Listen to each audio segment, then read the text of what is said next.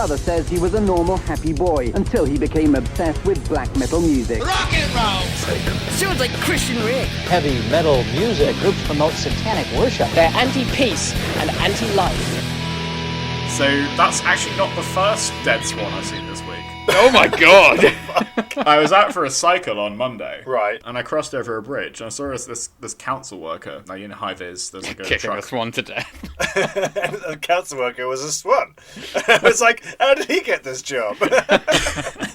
Hey, in this economy, you know? Those swans taking our fucking jobs. He's on the phone. I look at him and I look down, and at his feet is just a dead swan on the bridge, like in the middle of it. Oh my god. Oh my god. I guess he didn't know what to do, because, like, what do you do with a dead swan? Give it to the Queen, I think. Does she something like want it? But, that. Just sitting on a pile of them every night. so, that was my fairly harrowing day today, where I finished my work Jesus Christ. and Well, immediately watched a beautiful animal die horribly. this seems like bad omens. I know, I should stress that I'm not laughing because the swans are dead. I'm laughing that this is how we've chosen to start season 2. Oh yeah. This sort of anecdote Of about things a to dead come. swan. I also... Oh god, what other dead animals have you seen? Oh, it's just a rat. Tom's seen it. That's not a photo. Cool, I like that. It's still there. Alright guys, welcome back to the Metal Face Podcast, Season 2. Season 2! Season 2, or as we like to call it, 2. Episode 13, because frankly formatting seasons on Spotify is just not something we're going to start doing. So, Episode 13. Episode 13! Episode Yeah, 13. there you go. And this week, Luckiest number. it is. It's the most metal number, so this obviously is going to be the best show that we ever do until we reach 666 episodes. You've got a long time for that one. How old will we be? We'll be old. 666 weeks' time. Josh, you're the maths guy. Like, at That's least, at least 10 years. 10 years. It's gotta be Good. We're at as least. good as each other. At least 5 minutes. So this week we're talking about Black Sabbath's first album, A Black Sabbath. Mm-hmm. We're talking about Disturbed's album, Indestructible. Ooh. And we're talking about Alestorm with Sunset on the Golden Age. Yeah. Joining me, as always, we have Ben and Josh. Say hello, guys. Hello, guys. Hey, Hello, you guys. got it in there. We haven't got any better during our break, have Yeah, we? that's... we've taken a bit of time off. We've really practiced, Honed our art. we've honed our skill. That's what I was trying... You know, as I was saying, we've really practiced our skill. I forgot what I was saying halfway through, so we can't have got that much better. If anything, that's a net negative. Well, we weren't that good to begin with, so maybe it isn't necessarily a negative. It could just be like a kind of staying the same. It's just a different version of zero. We're scraping the bottom of the barrel constantly. Yeah, it's like Exactly. before we were like 0 type A, now we're 0 type B. So, Josh, how have you been? I've been pretty good. I've been busy. I've been doing lots. Been learning Spanish. You're learning Spanish. Oh, Yeah, the old Espanol. Española. Espanol. Did you do that so you could understand Bruguera's lyrics? Believe it or not, it was not so I could understand Bruguera's lyrics. It was primarily for my PhD, which I'm studying, which is involving South America, or Latin America, Oh, I yeah, suppose, okay. rather. So, Ben, have you been having just as much of an intellectual time? I was day drinking on Sunday. An intellectual pursuit, for sure. Yeah. Yeah. Where did you go? What did you get up to? Just around Bristol. Went to the Apple. Oh, yeah, what, the big cider boat? Yeah, got some cider. Yeah, I That love was it. nice. Cider. You guys have a cider boat. Oh yeah. Yeah. A boat. It's Jealous. Bristol, mate. Imbibe the culture. I've been imbibing the culture for years. Gertlush. And then I went to our usual haunt, the Mother's Ruin. Oh, yeah. Nice. Okay, yeah. Yeah. And how was that? It was great. Yeah, I love it's it. a great Yeah. it's a great venue. The isn't thing it? with It's a great pub. day drinking is I find that it's some of the most fun you can have, but then it just completely ruins the rest of your day and probably the day after. Oh, yeah. So I gotta say, I'm not even really a fan of day drinking. you just like going out when it's dark, don't you? Yeah, I'm a creature of the night. Honestly, to be honest, if I go out and I start drinking during the early evening, it's always nice the first couple of pints, but if it's still early evening, it's not dark, and you're on pint 3 or 4, you feel terrible. And then as soon as the night comes, you almost sober up a little bit, and you're like, hey, I can reset a little bit. I can have more. 4 pints in the day is a lot more drunk than 4 pints at night. Are English people the only people who have such a complex mathematical system for the best way to drink a lot of pints? Well, we sit this perfect middle ground between like countries that don't drink, right, or that are polite societies essentially, and countries that are where everyone's just completely loaded all the time and they don't need to say it anymore. I We're think- kind of in that state of where it's just like we're still talking about how we drink. I think we're just the only ones who Yeah. always are constantly talking about it.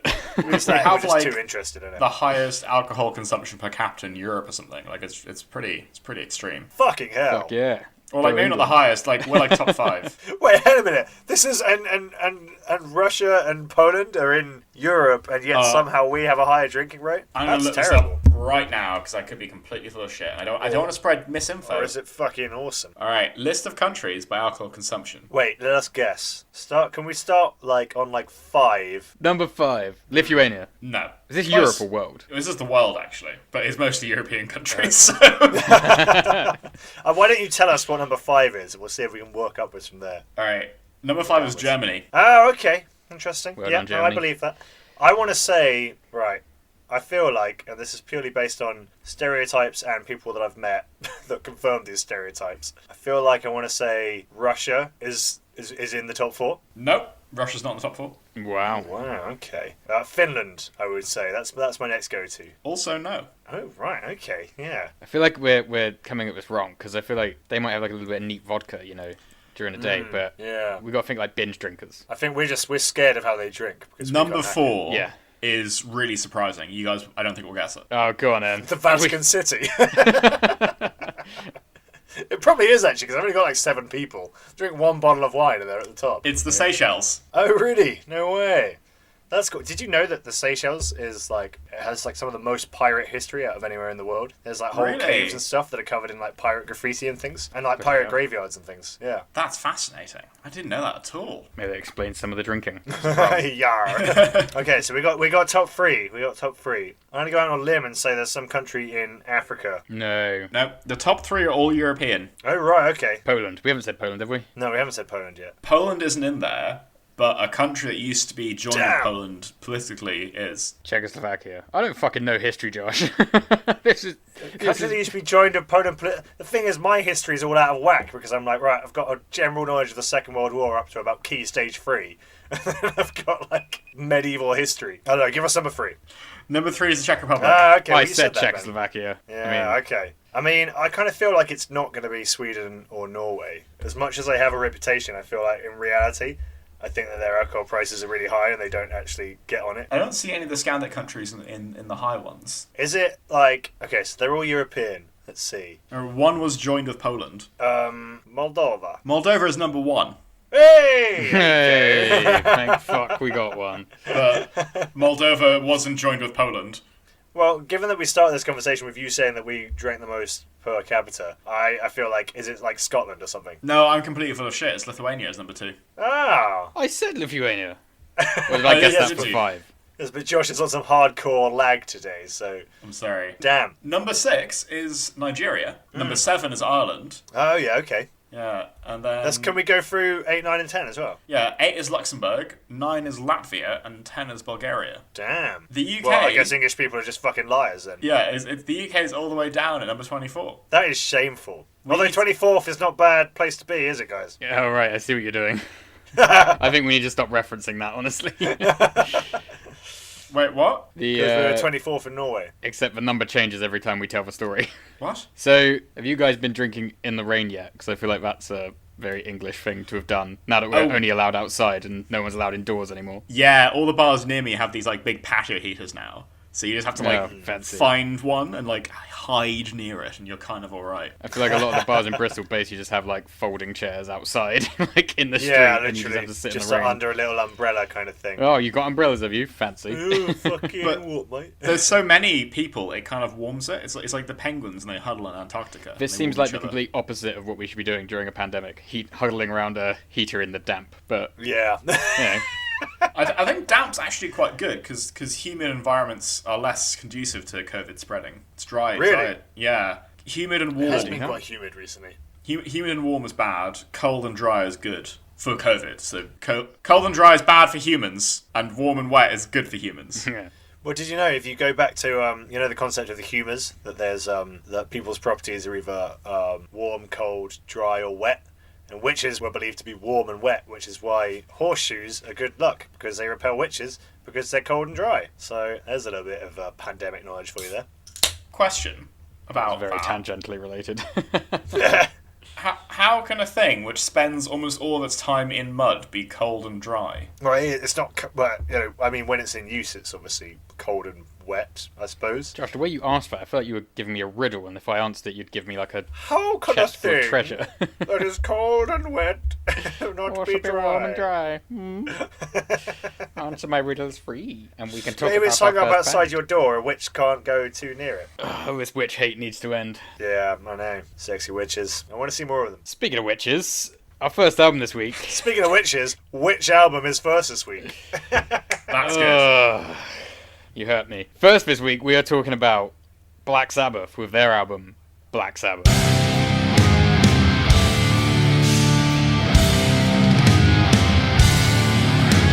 Okay, so I'm just going to come out and say it. It needs to be said.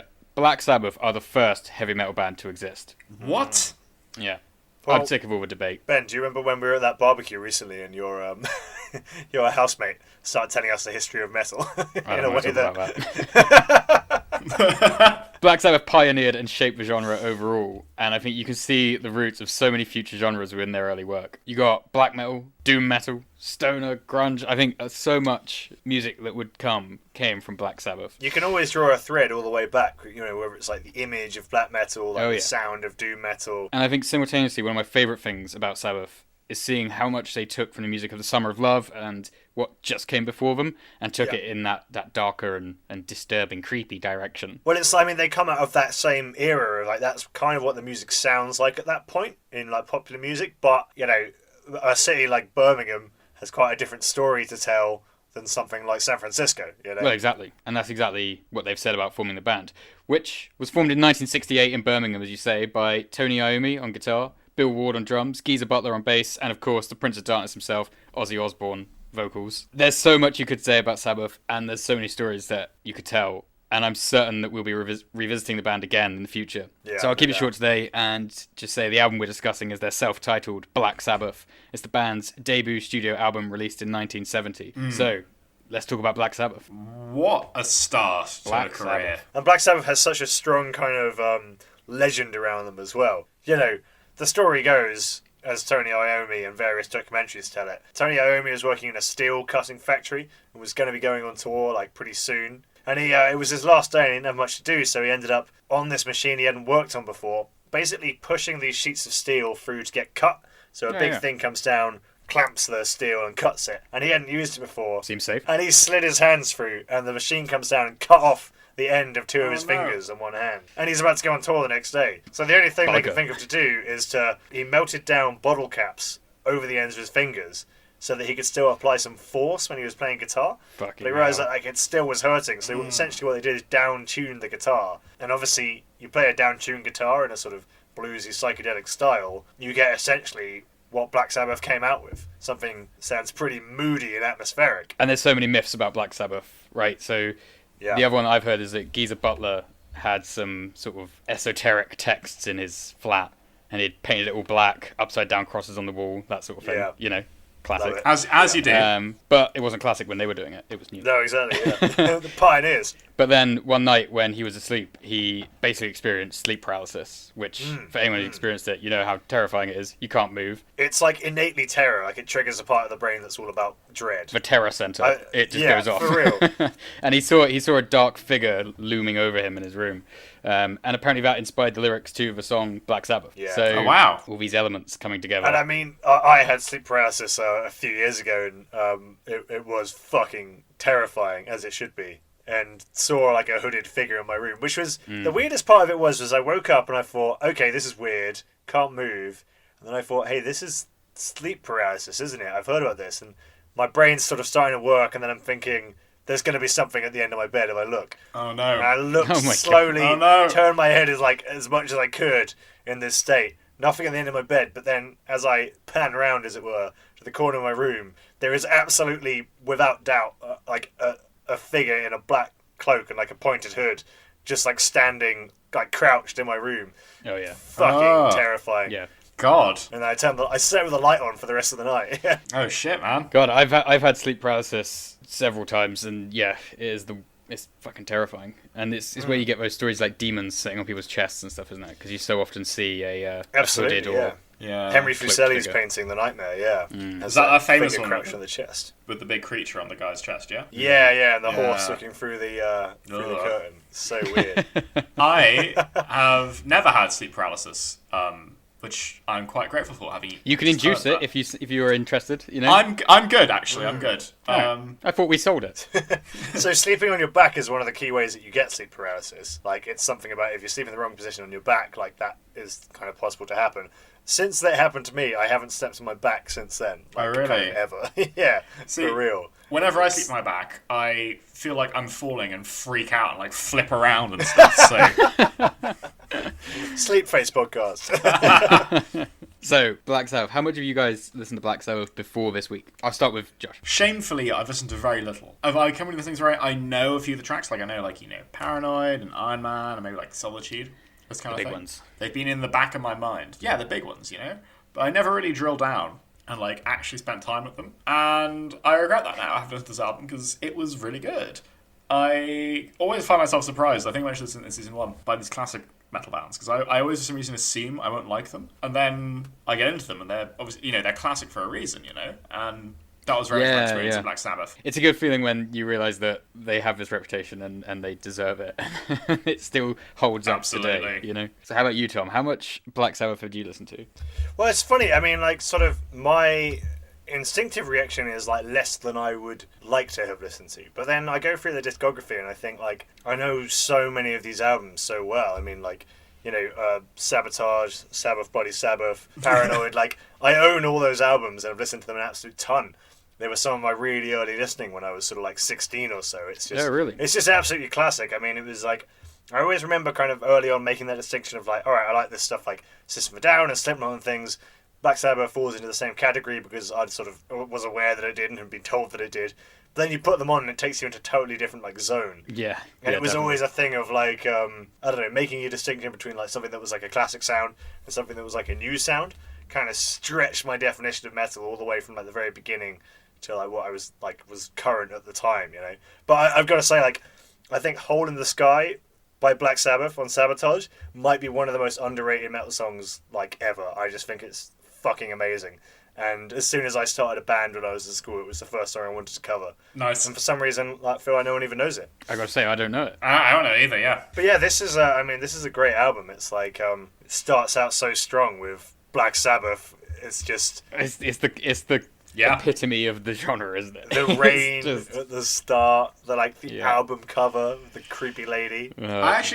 I found the intro song really interesting because it had like a lot of different stuff going on.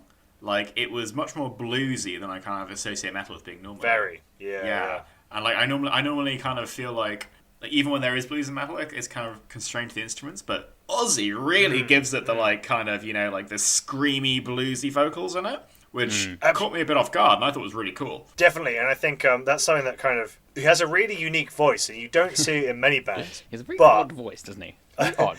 It's One of a kind. got a weird voice, yeah. But I think that you do see it in Mastodon actually. From about the Hunter onward, I think Brent Hines actually right, kind yeah. of sounds like Ozzy. He's almost kind of doing Ozzy at points, Yeah. Yeah, because he has quite like a blues influenced style, and I think he has Absolutely, a blues band, I think, on the side. So Oh really? That sounds that's familiar. interesting. That'd be cool to check out. Was he releasing the blues stuff around the time when he was like, I fucking hate heavy metal? I was thinking about that the other day. That made me laugh, man. oh god. But I mean, like, to go back to that opener, it's like it starts at this kind of really slow, as you say, kind of bluesy thing, and then you just get that moment when like everything comes in at once, like the drums, the bass, the guitar. Yeah. Feels like a real moment, doesn't it? It's like you're here now. Yeah, it's like here it comes, Yeah. heavy metal's coming, and then it's like whoosh, like the genre begins, Oh, and yeah. obviously, chronologically, I'm sure it didn't happen like that, but it feels like that because the album is so legendary now. It's kind of the birth, isn't it? It's like the watershed moment, Yeah. The arc Yeah, has for opened, sure. your face is melting, and honestly, in the context this came out, like, can you imagine just buying absolutely. this in a record shop and putting it on, not really knowing what it is, and then Black Sabbath know, comes on. and that's- my God. No, you're totally right, and that's what I think. I know people can argue about what the first heavy metal band was, or the first heavy metal track, or whatever, but it just feels like such a complete album, and it's such a well-formed concept that they've got, because you can hear other bands and be like, oh, that riff is quite metal, or that song was quite metal. But I feel like this album was just like, it's all here, you know? Like, you can then take every other band and be like, oh yeah, take that bit, leave that bit, you know? And now you've got the next band that came after them, and it just... It's all That's here. so true. Pieces. That's such a good point, because when you listen to this, like, I don't know if you guys felt this, but like I could hear about 20 other bands that came out of these guys. The entire stoner rock genre. And you can hear like genres that like don't even show up for years, you know. Absolutely, it's fascinating. It's like the root, you know. It's like the root tree. And everything else is branched out, you know? It is. I mean, it feels like that. It's kind of, as we were saying when we covered Wolf People, is that, like, that album was, like, taking all the psychedelic stuff and putting it in one. Whereas before, you might have had, like, Led Zeppelin have a few psychedelic songs, but some of their stuff isn't that at all. Yeah. It's almost like Black Sabbath is, like, it's like they've done that in reverse. They've kind of made a whole album of, like, stuff that is really, and it is proto-metal, essentially, I think, you know. Yeah. But it all is like the origins of like everything is going to flow from that. And there's a couple of covers on the album. Evil Woman, originally by Crow. I didn't know that, actually. Yeah. Yeah, so Evil Woman was originally by Crow, and Warning was originally by the Ainsley Dunbar Retaliation. They're both very blues and rock and roll originally. That's interesting, because Warning just sounds like a full-on jam session to me. You know? Yeah, I mean, the original does as well, but the amazing thing about listening to the original, like I say, by the Ainsley Dunbar Retaliation. What a name. I know. I tried to find out what that was about, but I couldn't. Yeah. Ainsley Dunbar's had enough. I think so. Yeah. So listening to their version and then listening to Sabbath's version, it's so amazing how they've like taken quite clean like rock and roll and then just downtuned it, made it a lot darker, put a load of distortion on the guitars, got Ozzy like doing kind of a bluesy thing but kind of wailing in a pained way. And it's got everything from like really psychedelic stuff where it almost sounds just like Hendrix, kind of just like blasting away, all the way to the kind of like the mouth organ and the like the mouth organ on the Wizard, and like the lyrics of that song, it just feels like it's from such a different era, but it's like an era that you can relate to because so much of our culture has grown out of not only that period of time but then obviously this kind of music. For sure. One of my favourite things about this is the different influences, and I love the kind of, it feels very English, and I feel like I'm in like a pub in the woods and the mist is starting to roll in and you're like, oh, time to go home, one more swig of ale. Well, it feels like walking through the countryside on a misty night, but it's like sinister. That sinister feeling you sometimes get, and I think it does feel slightly like fairy tale is not the word. Well, it's kind of like Alice in Wonderland, isn't it? You kind of feel like you're being pulled into this folklore world, but it's quite unnerving, and there's a sense of sinister, dark violence to this like otherwise beautiful place. But then like behind the wall of sleep is quite, it's like uncanny, isn't it? And uncanny is a good word. It's even when it is at a point where it's like flying along at a really kind of upbeat and like fun pace, there's something that's kind of like, something's not right, man. This is weird. Something strange is happening here. I'll go along with this, but I don't know where it's going. I think uncanny is like the perfect way to describe it, Josh. Cheers. Yeah, no, I it's a good word, isn't it? But like, it's hard to kind of sum it up in another way. It's just this. It's you look at a blues song, but it's a bit wrong. You know, it's like it's not quite right. One last thing I'll say about the sound that I love is the fact that it's basically just four guys playing music with their instruments. You know, I think unpretentious, just solid. Yeah, they achieve the atmosphere through the music, and while the music is quite like deceptively simple in its like composition, it's actually, they achieve so much with relatively little, really. You know, there are bands these days that have such like huge computerized effects and stuff, and they still don't achieve the same level of uncanny fear that Sabbath achieve with just four instruments and a mouth organ. I think it's like you can play all of this in a room, if you know what I mean. Yes. Like all you need is a basic kind of amp, right? Yeah. Whereas like we talked in the past about like Toxic Holocaust, they're using the sound of the recording. They're almost touching like the DNA of the sound itself. Yeah. And they're kind of referencing that. And I haven't got, you know, that was... that's brilliant. Yeah, but, and it's a great evolution of things, but this is so stripped back. Absolutely, yeah. It's like you can play this as in like you can put it on, but in theory, one could play this if you had a guitar. You know what I mean? Like, it's very accessible in that sense. So it sounds like we already enjoyed the album, but I'm wondering, were there any tracks that really stood out to you, Tom? I mean, this album, man, it's like it's weird because I love it, but it's definitely not my favorite Sabbath album. I don't know what my favorite Sabbath album is. Probably Sabotage. maybe Sabbath. Probably there's quite a few I could pick, but Not the question I asked. yeah. All right, Paxman. I think if I had to pick a favorite track, it's pretty easy. It's Black Sabbath by Black Sabbath, you know. And there are other tracks that I like on this, Evil Woman, The Wizard, but Black Sabbath by Black Sabbath on the album Black Sabbath. Yep. Josh, what was your favourite Black Sabbath track from the album Black Sabbath? My favourite track for Black Sabbath from the album Black Sabbath was... Yeah, Black Sabbath from the album Black Sabbath. No. Was it Black Sabbath? No, it was The Wizard from the album Black Sabbath by the band Black Sabbath. Wait, I'm confused. The Wizard by the album The Wizard on the... It was The Wizard. The Wizard is a damn good track, actually. The Wizard, That might be yeah, I really a like close second for me. The fucking drums on this album, man. So it just cool. crashes and crashes along. What about you, Ben? NIB, it's got to be my favourite track. I love the way it Yep. like, breaks into that, yeah. I love the really chunky bass guitar solo at the beginning. And when the guitar cuts in, I just start getting goosebumps. And as soon as Ozzy just goes, oh yeah, I'm lost. The drums just like fly all around your head in that song, don't they? They're everywhere, and like Bill Ward absolutely killing it, man. Oh, they all are. They're all exceptionally talented musicians. Yeah. It's amazing, yeah. And we have much to thank them for. One thing we don't have to thank them for is Disturbed, Indestructible. Little hint of things to come. Sorry, Josh. Let's get onto it properly. What's our next album? Next up, we have the amazing, the unstoppable, the much awaited, Oh boy.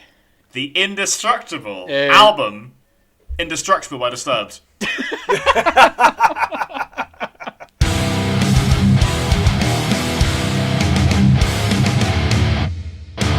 Disturbed, an American heavy metal band hailing from Chicago, formed in 1994. Good year. Indestructible is their fourth of 7 studio albums, and they've been involved in lots of side projects along the way. You know, they've been around for like a pretty long time now, and they've had a lot of time to kind of branch out various solo things. Apart from a hiatus between 2011 and 2015, they've been pretty constantly active, and they've only had 2 lineup changes. The first of which happened before they were even called Disturbed. Oh, we don't count that one then. That's fine. Yeah, that's fine. What did they used to be called? Nickelback. I'm not going to dignify that with a response. Pretty much every teenager in the noughties had a Disturbed album, and possibly a Disturbed hoodie. And they're easily one of the biggest heavy metal bands of recent years. But they're also pretty regularly shunned for their general vibe, their image, or maybe their sound. Nonetheless, The whole package. yeah. The way they It's look, something, the way they but sound. it's definitely everything. It's definitely every part of them. Regardless. But I don't know which one specifically. Regardless, I love these guys. I think they're great. I unironically love Disturbed. If they played tomorrow, I'd go see them. Oh, And yeah. they were the first heavy metal band I ever saw live when I was 15. Really? Back in Wow. 2010, yeah. Well, I mean, the opening band, I suppose I saw first, but still. Due Close to enough, eh? the linear flow of time. Due to the unfortunate reality of time passing in a single direction, I saw Papa Roach before Disturbed. Despite the fact I love this album, and I love this band, I know not everyone thinks that way, and I'm really interested to hear what you guys think. Are you into as I am, or are you less into the amazing, the beautiful, the indestructible Disturbed? Tom, you look like you're about to explode. I was just taking a deep breath. Well, this is another one of those bands where like I go to a metal night and I'm like, yeah, I can't wait to fucking sing along to like Rain in Blood and like Dio and I don't know, Gojira, whatever, Behemoth, that sort of thing. And then the whole night is sort of like a Linkin Park Disturbed fest with maybe a bit of System of a Down if you're lucky. So I sort of I've in that sense like not been a big fan just because it's like I won't necessarily listen to them, but like when I've heard them, it's been in a context where I didn't want to listen to them. That said, like when I was younger, I had quite a few Disturbed songs on my iPod Touch or what was it? iPod Nano on my iPod Nano, and yeah. Nice. And I gotta say, like Inside the Fire is a great song, and I do actually really like it, and I've listened to it quite a few times. It's still a song that I will put on occasionally. So when you were like, let's do this album, I was like, okay, brilliant. If it's like a whole album of stuff that's as well composed as Inside the Fire, then I was Ooh, like, Devon. yeah. We're going to I'll go to heaven. heaven. One of Just another 11. lost soul, about to be mine again. Oh, Jesus Christ. Yeah, so I was like, okay, well, this could be pretty good. This could be pretty good. And I think let's see what Ben's history is on Disturbed before we really get into it. You know, like Josh said, I loved Disturbed in the 2000s. I was a huge fan, listened to them hundreds of times easily, and particularly this album, 10,000 Fists, even Asylum. I remember when that came out. Oh yeah. But then these days, I haven't listened to them in years. And coming into this week, I really wanted to just remove those nostalgia goggles, just take them off, and try and take it as though I'd just come across it today, if it had come up on my Discover Weekly or something. And I gotta say, the sound is pleasing. The guitars, drums, vocals, they're well recorded, they sound alright. It pleases me. It is pleasurable. I really like Draymond's vocals. I know that they are mocked endlessly for the whole screeches and... It sounds a bit like a vacuum cleaner. Sounds like a Dyson Airblade. I don't even understand that comparison. When does he sound like a Dyson Airblade? His voice has a very... His voice has a whooshing sound to it constantly, like a monotone, whoosh. I like it. I don't agree with that description, and I like it. And I don't hate it. I don't hate it. So I just want to say that I'm not going to go on some big rant about it necessarily. No, I'm also going to qualify my opinions with that, because I do think on coming back to this album, it feels pretty flat and it feels a bit over rehearsed and pretty commercial sounding. And coming back to Disturbed, really, really like the album The Sickness. Okay, yeah. Because I think that album was a bit weirder, and I think that it incorporated some of their unique elements, like these weird techno-industrial sounds that they put in every now and again. And Draymond has a much stronger performance on that. He fully loses his shit at times on that album. Oh, right, in a sort of Jonathan Davis from Korn kind of way. Yeah, he's almost failing to keep up with his own lyrics at times. Okay, yeah, that's cool. I like that. The energy is so much higher. And I don't know what happened with this.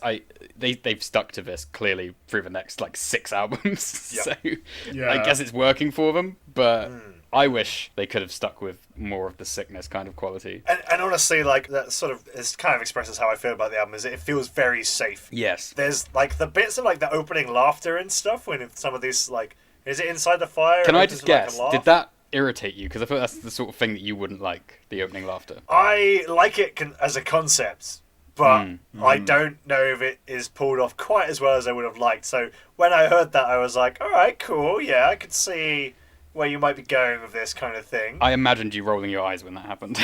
No, honestly, I tell you, there was a point in the album where I just suddenly was like, all right, just give me a fucking break. What the hell? And it was some perfect insanity, which opens with this really sort of dad metal riff. It doesn't sound like a riff created by a sort of alternative 2000s new metal band pushing the limits and being a really unique sound. It sounds like Nickelback. And then by the end of the song where he's lost my mind, I lost my mind, I lost my mind. And I'm like, oh, you've lost your mind, but somehow you still managed to record a really sort of safe, normal, commercially viable album that it doesn't really. Yeah. It's part of the genre that you want to be a part of, but also only just. You know what I mean? All right, I'm gonna step up and defend Disturbed right now. Okay, someone should. Their riffs, they're not the most exciting things in the world. Sometimes they're not pushing boundaries. They're not some Gojira weird shit. They're all in a normal time signature, but they're fun. They're good. They're hooky. You can listen to them. They're heavy. You can dance to them. You can headbang to them. You can sing along to them, and it does it well. And it's not generic sing along stuff like Nickelback. There is cool stuff going on. I know you don't like the I lost my mind stuff, and that's I guess it's a bit but it is. It's because I've heard it done better elsewhere. Yeah. Sure. I totally agree. I would just say I think it was done better on The Sickness because they have very similar lyrical themes in The Sickness. Well, maybe I should listen to that. But honestly, I am kind of a bit of a Korn fan, to be honest. I didn't like them that much at the time, a few songs, but I sort of went back and checked them out again, and there is some cringe stuff in there, but it feels a bit more genuine. You kind of get the impression that Jonathan Davis does actually have a serious mental illness. Whereas, this album, when he's what does he say? What's the lyric? He's I just want to be free to be as twisted as I want to be. I was like, literally, it was like, if there's like a cringe dial in my brain, it like exploded, like all the glass shattered. Yeah. It was just like... But then, like, and the thing is, Yeah, the execution is really important. I'm pretty sure there's a lyric in Voices from the album The Sickness when he's like, "I'm gonna show you some freaky shit now," and it actually comes off. But it actually comes off much better. It comes off much better because it's a lot more like unhinged, like the whole song. So on it, I think honestly, I feel like Disturbed, right? If you drill down, you take just the riffs, or just the vocals, or just the lyrics by themselves. No one part is like super like amazing and mind blowing, but together they're a really strong combo. They're much more than some of their parts, and that's why I like. I agree. I do agree. It is a unique sound, but I don't think it's as unique as people give them credit for. I feel like fair. I've heard a lot of these elements in other things, and I think it's the quality of David Draymond's vocals that have set them apart, because they do sound very different, and I think if you like those vocals, you're probably going to love it.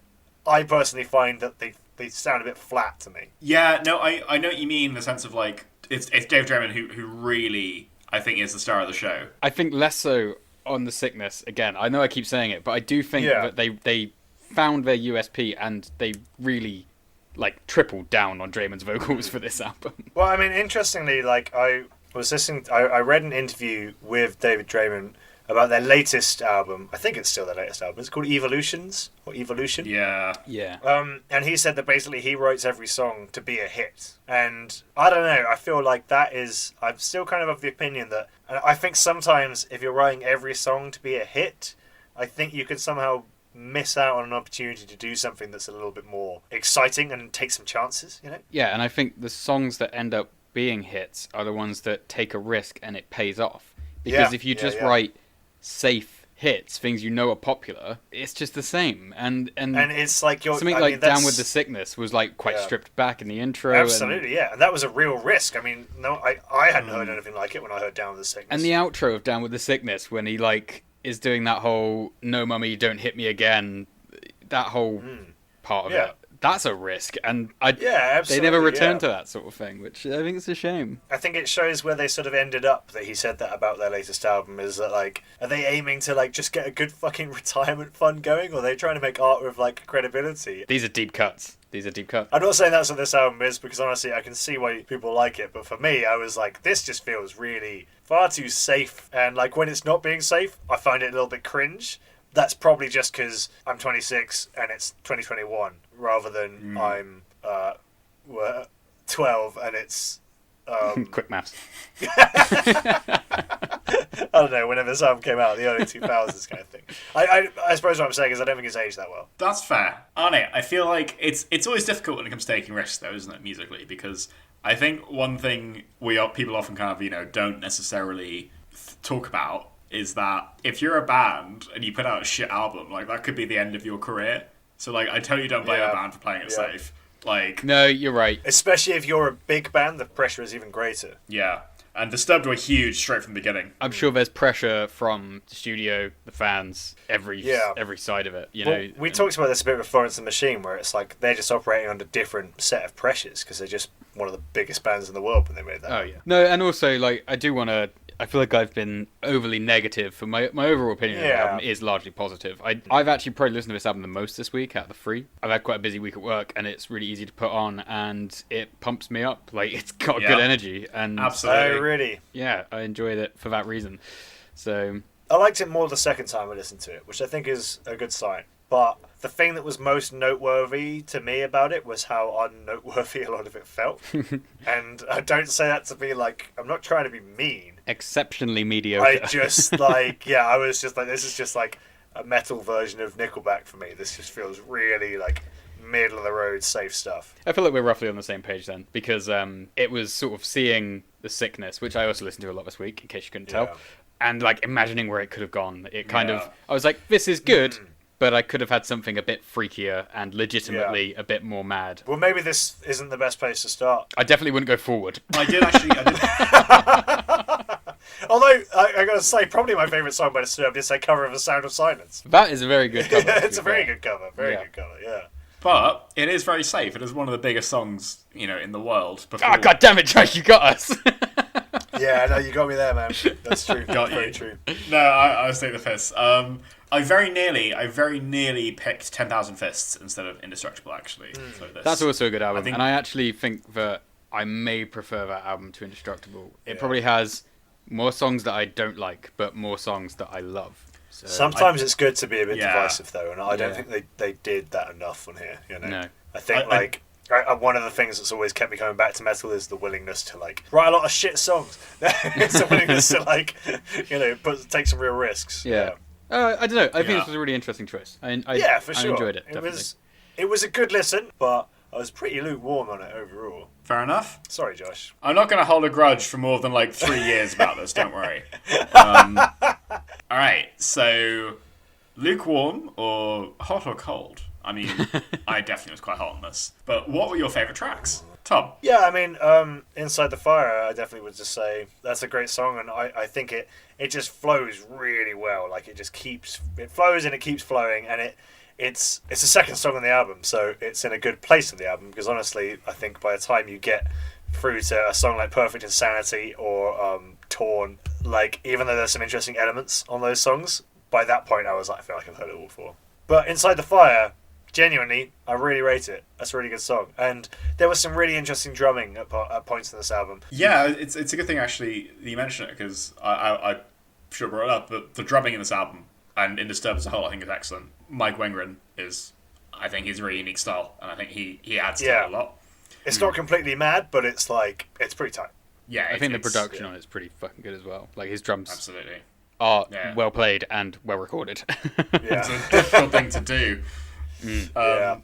How about you, Ben? What was your favourite? What was your highlight? Yeah, coming back to it, I was expecting to like Inside the Fire and Perfect Insanity a lot, because they were the two that I remembered.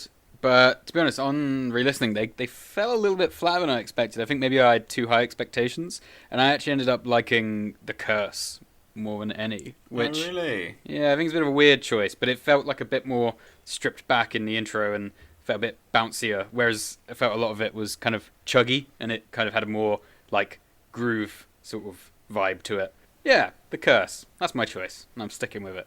Nice, fair enough. Now I'm thinking about it. Inside the Fire does have a lot of bits in it that I don't actually like that much. we better. Josh, do you want to do your favourite tracks before he retracts his only positive comments? All right, very quickly. It's Before just Tom... the bridge into the chorus. No, It's just stop it. so Stop it. good, and then it Josh. just kills it. Favourite Cut his tracks, mic! go. Cut his mic!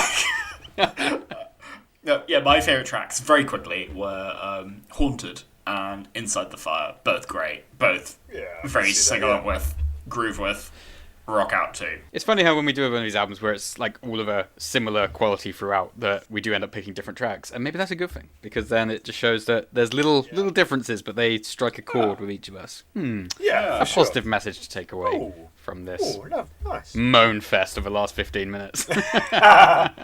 Well, I like Disturbed, and none of you can stop me. Well, anyway, you landlubbers, we've got Sunset on the Golden Age by Alestorm. Ahoy! Yeah. Alestorm are a pirate metal band formed in 2004. I say pirate metal. Basically, what it is folk metal, but including all the sort of elements you might expect from pirate music. Think sea shanties, trumpets, accordions, synths, obviously, tin whistles, Synths, violins, very pirate. all that sort of thing. Their lyrics focus on all sorts of themes. They have some overarching stories about Captain Morgan, named after the rum, or the Huntmaster, who's a sort of... Wasn't the rum named after Captain Morgan? Sorry, just feel like I should ask that. No, I mean, the song Captain Morgan is named after the rum Captain Morgan, which is named after the man Captain Morgan. Is I'm glad we Huntmaster got that maybe straight. named after Jägermeister? It certainly is, yeah. So one thing that they've done quite a lot throughout their career is... So we'll get onto this in a second, but... Basically, they started as a power metal band called Battleheart, and their first album had a song on it called Heavy Metal Pirates. And it kind of ended up being their most popular song because it was the first time anyone to sort of fuse this idea of sea shanty pirate sort of sound with sort of power metal essentially. And then they ended up dropping the rest of their image and just going all out, rebranding as Alestorm, which is sort of a play of the words maelstrom, Alestorm, you know? okay. That's what I understand it to be anyway. Is that official? Since then, they've got... That's not official. That's this is me as a scholar of Alestorm. One of your bullshit theories. Give me the facts. Since then, they've gone from strength to strength with 6 full-length albums. And over that time, they've gone from being a very kind of bona fide, serious, almost battle metal pirate sound with some elements of humour, all the way up to what they are now, which is essentially a party band that somehow still has something related to pirates in it. And this album, Sunset on the Golden Age, is their 4th album, sits perfectly at this point between their earlier, more serious stuff, if I can even say that, it's not that serious, and their later, very out there sort of party stuff, which even involves elements of like R&B and hip-hop and rap and just general sort of party good time music. Yeah. They're a really unusual band. There's really no one else that sounds like them. I've been a fan of them basically since their inception. I can say it with genuine legitimacy. I liked them before they were cool, and they were never even that cool. But what I don't know is, how do you guys feel about Alestorm? Ben, have we been to see them together? I think we might have. Oh, yeah. Sure. Yeah, we've seen them, oh my god, I think maybe 3 times. I've seen them 8 times, so... Yeah.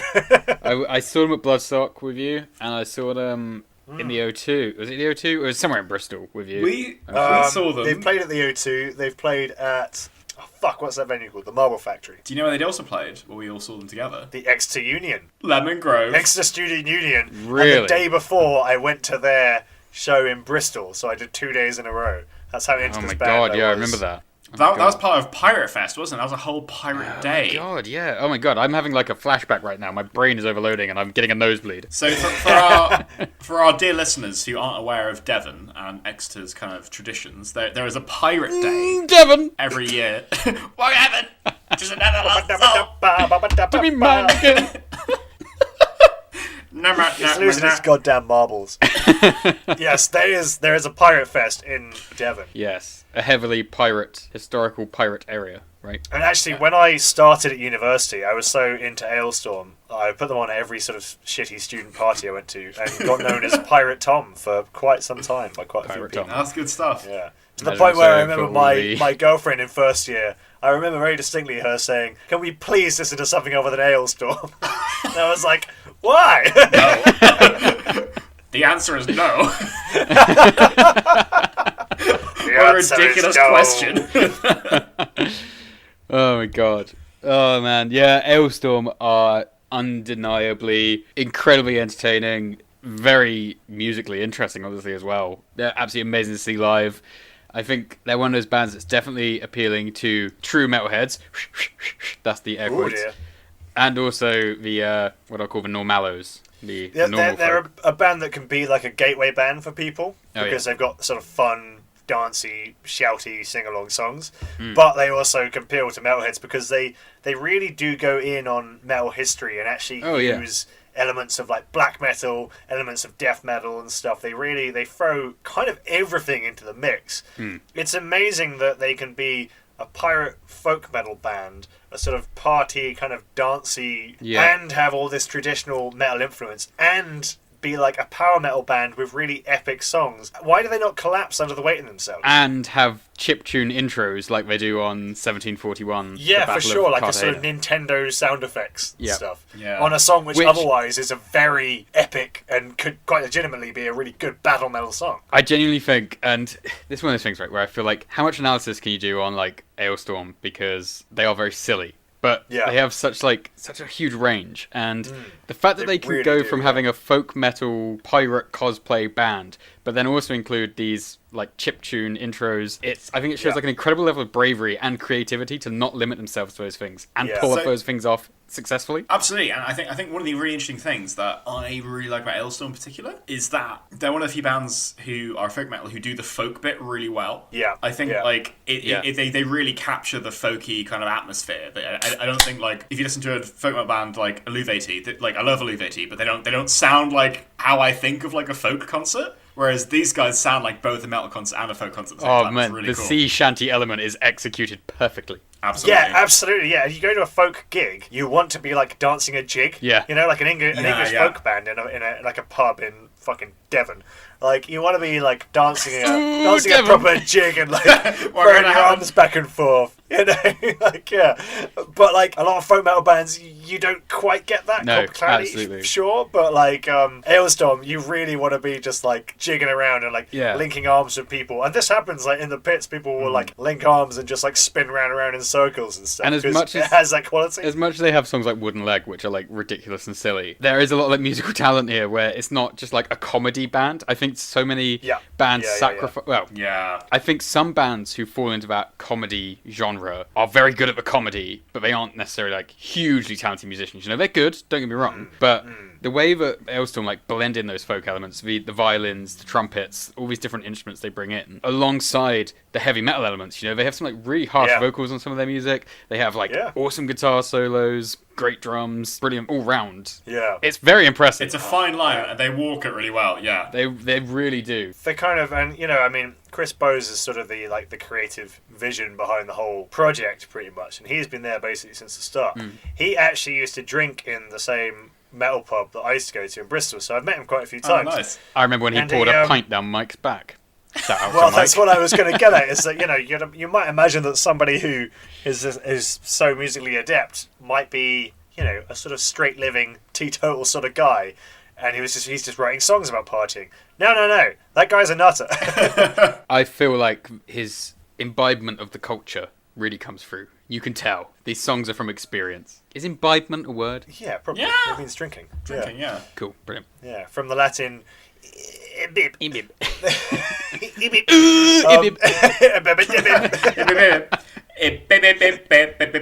Ibib. I gotta say, like listening to this, coming into it, I'm not like a Yeah. huge Alestorm fan. Obviously, I've seen them live quite a few times, and knew what I was getting myself in for. But I was expecting it to like lean more on the comedy side of things, and I was actually pleasantly surprised that the album was like equal parts really fucking hilarious songs, and then really, really interesting and amazing Absolutely, songs yeah. like Magnetic Yeah. North and 1741. Those were great songs. And like Walk the Plank as well is like, you could take that as like a serious pirate, like, you know, like battle metal. Oh yeah, You know, we know what that is. It's been Yes. well established. We're going to do a Battle special on it metal. at some point. this It's- might be our favourite genre. It might be, yeah. It's not certainly really one a we agree genre, on the so- most. But like, it's taking that and making it pirate, if you know what I mean, with all the kind of the wit and the adventure that you expect of piracy in general. Yeah. It does it Yeah, and really I love well. the history in like some of the songs. Yeah. 1741 being the prime example. I ended up on like a Wikipedia pirate quest, just reading all about the Battle of Cartagena Yeah. and all these things, and you know, Absolutely, it's, yeah. fee fucking nominal. I would It's say. it's got some really good stuff in it, and I mean, personally, I like every song on the album. If I had to be critical of the album, and to be fair, sort of the genre in general, the battle metal, if we're going to class it as that, I do find it isn't something that really sticks with myself in my like day-to-day listening. It's great for parties, it's great for nights out, fantastic live, but it's not something I find myself coming back to. It's interesting. I think as I've gotten older, I've listened to this band less, and I don't think it's because I'm like growing out of it or anything like that. I still think it's great. I think it's just that like when you're younger, going out to have a drink is like you can phrase it in your mind as like a bit of a quest. It's a bit exciting. Feels and like a stuff. bit of a Yeah, it's kind of I adventurous, think like. once you've Yeah. got like a stable job under you and like you're sort of, you know, it's you've got a stable job, haven't you? That's why I'm upset. But that's it. It does change, you know what I mean? And like, Yeah. there is something about this where like, this is almost, I don't know. This music is in a sense adolescent, and I don't mean that in a bad way. I mean that in the sense of like, keep that like youthful spirit in your mind and you'll enjoy it. But maybe when you're a little bit younger, when I was like between the ages of like 18 and 22, this was like perfect music for me. And like, I don't listen to it so much anymore, but when I do listen to it, I love it. You're probably right. I should stop listening to so much prog and just try and have some fun once in a while. Stop just such a Yeah. Absolutely. difficult time. I'm Yeah, not saying quit there's my like a job. right or a wrong time or a right or a wrong age to be into this sort of music Yeah. at all. Like, Oh not no, at no, no! all. Because like I say, it's still like some of the best stuff to see live. Like I love Oh, seeing, yeah. you know, some unusual doom act and just getting into that zone. But Yeah. then everyone's got time to go and sit on the floor and pretend to row a boat at Bloodstock, right? Oh, yeah, for sure. Yeah, and I mean, like, you know, I've been diehard Alestorm fan right from the beginning, and it will continue. But like their latest stuff, like their latest album is called "The Curse of the Crystal Coconut," and like they're definitely leaning into like The comedy bit more the now. comedy, yeah. And I like to have a bit of the epicness still, you know. So yeah, Yeah, and to the lyrical gymnastics to go from a song like "Drink" straight into "Magnetic North," yeah. and then "Wooden Leg" being in there, and then Well, so like I just want to go through like things. the tracks on this album, basically. Yeah, okay. So- I think That's it. Walk the Plank. It's a great fucking opener. It gets you into the mood of the album. it's oozing the theme as well. It isn't is. It It's, absolutely. oh, and it has a guitar solo. Yeah. Pretty cool. That song also, I think, really walks. The Plank.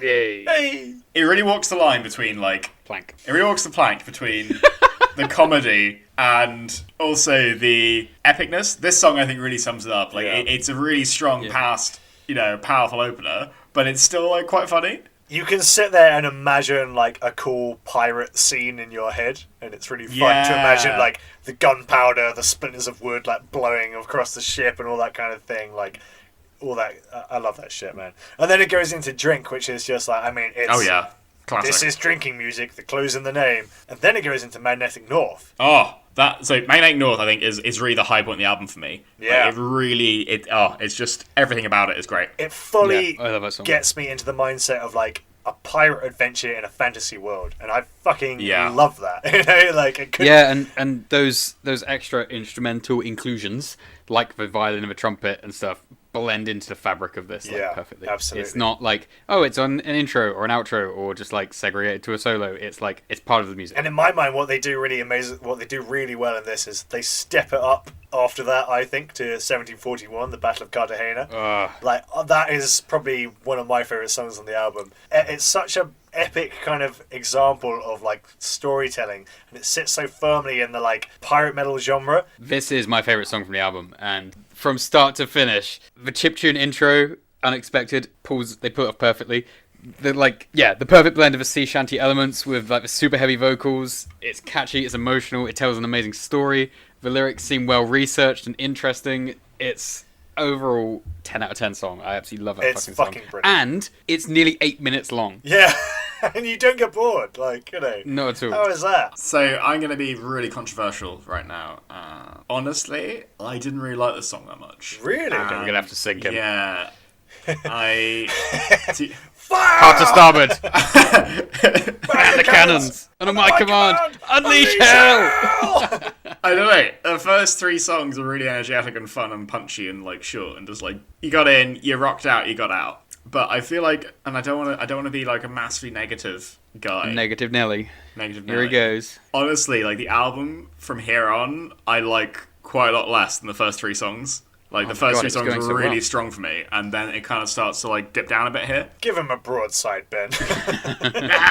Bring us around. Well, that's interesting because this next bit goes into like a triplet of three, not like that memorable songs, but in my mind, really strong, fun songs. So you've got Mead from Under the Hell, sea, which there's a colony starts of with, bees. Mead from Hell is under the sea, there's a colony of bees. And a man called Fred who will shoot you dead. And it just like the way it plunges into that like set sail moment, and then like it drops right out, and the guy just goes like ah, and then it goes right back into the chorus. Next, it goes into Surf Squid Warfare, which is about like it's about undead squids from space attacking pirates. And that's a continuation of their storyline from a previous album, right? Where they went back in time to fight Vikings. Exactly, yeah, and it drops into that like death metal moment as well, and then it goes into Quest for Ships, which I love this song. Like it's such a jig, you know what I mean? Yeah, do you know what? Like, I've been gushing over this album, and to be fair, I kind of agree with Josh. It kind of dipped in the middle there. It does, I think, it's not like Drink, Magnetic North, 1741, and then Wooden Leg are all amazing, but I did find, like, Mead from Hell, Surf Squid Warfare, and Quest for Ships were a bit like, meh, yeah, they're okay. But it's hard to be on an album with those other songs. No, absolutely. That's a very good point. They aren't bad, they're Yeah. just... Like, it's hard to be on an album with 4 10 out of 10 tracks. Yeah, you know? Yeah, absolutely, that's the challenge, isn't it? And you know, I mean, moving on then to like Wooden Leg, which is just like it's a ridiculous, short, absolute banger, and it's got some really inappropriate, hilarious lyrics about getting your arms cut off by various people. You Japanese bastard! Oh no! And then it goes into Hangover, which I think is kind of, it's a bit of a stroke of genius covering that song. I'm like, literally... Does the original lyric in the Tail Cruz version say, I'm on a roof? But they change it to, I'm on a ship. I'm on a roll as the lyric I originally. thought oh, okay. Yeah, and that's what I really liked, is that they kind of... I mean, Made it's it their own already a an bit, appropriate yeah. song for them to cover, and then they've just changed like one or two words where you're like, Damn, I'm on a ship. I thought it was because he was actually on a ship in the song. And then Sunset of the Golden Age is like, it's not the best song on the album. Weakest, I think, unfortunately. You know, you can listen to it if you want, but basically the album's over now, you know. Yeah, you can go home. So guys, we've liked some of them, we haven't liked others. What were your favourite songs? For me, it was Walk the Plank, Magnetic North. Two just like absolutely flawless songs in my opinion. I've got to say, Inside the Fire was probably my favourite track. Devon. Devon!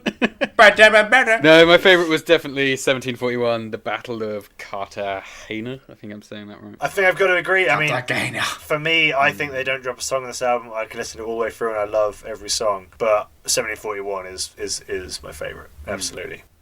Hard to starboard. Yar! So that was Black Sabbath with Black Sabbath, Disturbed with Indestructible, and Alestorm with Sunset of the Golden Age. What do you think, guys? Yeah, that was a really good kick-off to what we're calling Season 2, right? We are calling it Season 2. I wonder how long that idea is going to stick around, but we're calling it that for now. Until the end of Season 2, hopefully, at least. Yeah, probably, yeah. So they say. Yeah. 3 very strong choices. As much as I've had criticisms, I enjoyed all 3 of his albums a lot, and it was really nice actually to have music that I had to listen to again this week, because we've had a couple of weeks off and I've just been letting Spotify have its way with me in the Discover Weekly playlist, and yeah, there's some garbage in there. Honestly, I feel like I have been slacking off since we stopped recording last season. Yeah. I genuinely have been like, what have I been listening to? Rehashes of stuff that we've already covered. And then just a whole bunch of just like techno, just to like change tunes for a little bit, you know. I listened to Weezer's new album today. Oh, cool. Really? How was that? It's actually pretty good. I would recommend it. Wait, hang on a minute. Let me just go back like 5 seconds and process that. Weezer have a new album? What the fuck? Like Teenage Dirtbag Weezer. They're still out there. That's not riding Weezer, the waves. Josh. That's Fountains of Wayne. No, it's not. No, Who's definitely Weezer? It's not. What did you no, use? Teenage Wait, what song Dirtbag did is you definitely say? not Weezer. No, that's Wheatus. Oh, sorry. Yeah. Okay. All right. Yeah. Fair. Weezer is like Buddy Holly. Yeah. Weezer are good man. Ooh, we look just like Buddy Holly. Eat my Kenny with the pork and beans. The first piece of mainstream culture to reference memes. Anyway, that's what I've been listening to, and I would recommend it. Yeah, it's good to have some new metal to listen to, although I'm excited for what we're going to be talking about next week. I'm so excited for what we're going to be talking about next week. What are we talking about next week? What are we talking about? We're talking about one of my favourite albums of all time. I would say probably the album that got me into extreme metal. Ooh. It's Anal-Nathrak in the constellation of the Black Widow. Oh, it is about time that we talked about Anal-Nathrak. Oh, I love him so much, man. This is yeah. undeniably one of my favourite albums of all time. I think Anal-Nathrak are a weird point in my musical taste where they don't line up much with the other things that I like, but I love them. They are top tier. I cannot wait to talk about Anal-Nathrak. Put it this way, even when Anal-Nathrak writes songs I don't like, I'm still like, they can do no wrong. Oh yeah, rare for us to agree so strongly on a point. It's weirdly Anal-Nathrak and Oingo Boingo, another band that we should one day talk about. Pretty disparate in a way. Yep. But there are connections. That only we can see. It certainly seems that way. Can't see. Yeah, it's weird being at a party when me and Tom, when we have an Oingo Boingo song followed by Anal-Nathrak, but sorry everyone who's ever been night. Let's have fucking nothing bad ever happens to me, followed by I am the wrath of gods and desolation of the earth. There's a connection there.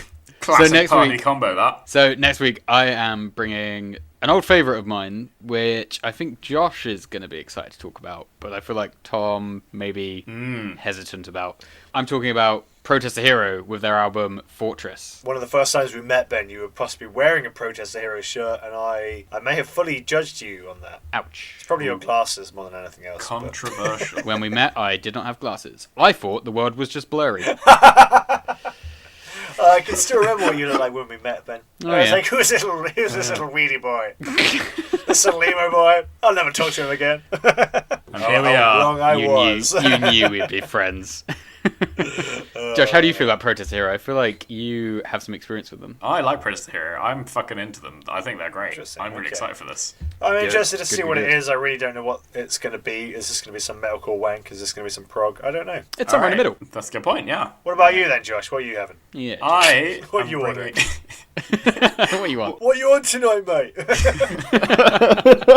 I'm on Once by Nightwish. Oh, cool. Yeah. Nightwish are one of my favourite bands. Right. Like, I don't listen to them very often. Every time I do, I'm like, oh, they're good. Guaranteed that's going I'm to be excited. a good listen. How can that be a Yeah. bad listen? You know? Yeah, I'm very Absolutely. interested because obviously everyone knows Nightwish, but I've never really given them a full chance, and I feel like maybe this is where, as much as I feel like me and Josh have very similar tastes, this is maybe where we diverge in this high fantasy world of Nightwish. I think they're battle metal enough for probably all of us, you know. And I mean, what we're talking about here is we're all massive fantasy nerds, so Pretty much, The yeah. thing is, though, they're not really battle metal. They're more like kind of fairy tale in a forest metal. Like, there's not really much battle. yeah, no, okay, that's true. That's what I mean. That's where we diverge. We'll see. Well, I am looking forward to next week, and Yeah, damn, me it feels too, good to man. be back. Oh, it does. It does. It feels good to record. Yeah. It feels good to regret and fear the things that I've said. I wonder if that'll ever go away. Yeah, Probably not. So, this is episode 13, and we'd love to know what everyone thinks about the show and what they'd like to see more of, maybe what they'd like to see less of. And so, you know, give us a comment on Facebook, let us know how we're doing, and yeah, we just want to make a show that people are going to enjoy. How would someone find us on Facebook, Tom? Well, they can go onto Facebook and type in The Metal Face Podcast, or you can go onto... It can't be that easy. It is, Ben, it is. You'd be amazed at the systems they've got set up these days. There's this Bloody thing hell. called a... That Zuckerberg it's guy, he's called gonna a- go far. It's called a search bar. And it's not a bar where you go to drink. It's like, it looks What? like a bar of... Well, it doesn't really... You can type anything into it, and it will tell you anything. I mean, within reason. And It won't be able They to tell don't you the serve drinks. future. No, they don't sell you drinks. They might do. I don't know. There might be a system for that now. That you can do anything online these days, Ben. It's I unbelievable. think I've just ordered a pint. Can I just... To can be I fair, say- actually, these days you do have to order pints on apps anyway, don't you? Yeah. You know? We've dated Can I say, ourselves Tom, there. I can do one better than that. If the listeners go to metalface.show, Oh. the website, they'll be directed to all our social media, our We have a Spotify, website. and everything else. Yes, we have a website. We've had a website since season 1. Oh yeah. By the Did we time ever this mention episode it? comes out, it might actually be like fully designed, There might right? be something on it, yeah. There might be more than one Well, go thing check on it out. Go find out because I haven't seen it. Or you can follow us on Instagram at The Metal Face Podcast, where we will tell You can you... also find us on Twitter at MetalFacePod. I'm really excited to hear what people think about this stuff. I am genuinely looking forward to reading some comments on YouTube. We're also on YouTube. Yeah, go get point and Spotify and iTunes. Yeah, all those good places. Everything. Sorry, we'll, Yeah, we'll please, finesse this leave us some outro. comments. We'll finesse this outro. We're working We're on it. changing it up. It's never been our strong suit. No. Bye, everyone. Thanks for listening. All right, I'll see you later, guys. Thanks for listening. Cheers. Take it easy. All right, I'll see you next cheers, week. everyone. Bye. Good enough.